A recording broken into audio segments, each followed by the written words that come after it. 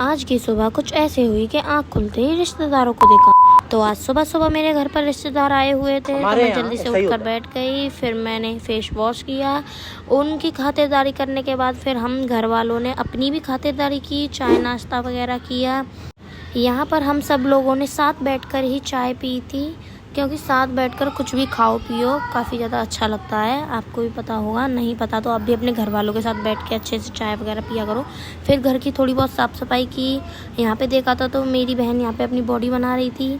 फिर उसके बाद बाहर जाके देखा तो मेरी अम्मी नहा रही थी। इतने में ही मेरी दादी की एंट्री होती है, और ऐसा नहीं हो सकता कि दादी आए और वो काम ना लाएं। तो दादी मेरे लिए एक काम लेके आई थी। उनकी सलवार फट गई थी, जो कि मैंने सिली थी। फिर उसके बाद बाहर जाके देखा तो अम्मी भी इतने में बाथरूम में से नहाकर बाहर आ चुकी थी।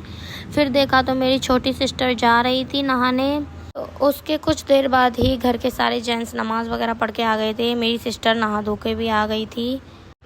फिर घर के सारे लोगों ने नमाज़ पढ़ी, अम्मी ने भी पढ़ी। फिर मैंने इतने में खाना बनाया, मतलब रोटी।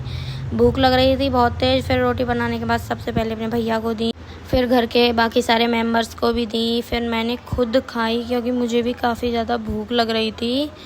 रोटी वगैरह खाने के बाद फिर मैंने देखा बाहर अम्मी पापा की मीटिंग चल रही थी, जहाँ पर ये 2 जासूस कान लगा रहे थे अपने। अंदर आके देखा तो इन 2 जानवरों ने घर का हाल बेहाल कर रखा था। फिर मैंने वो ठीक किया, और इसको देखो फिर भी पड़ी मार रहा है। बेचारे को बुरा लग गया, तो फिर वो बाहर चला गया।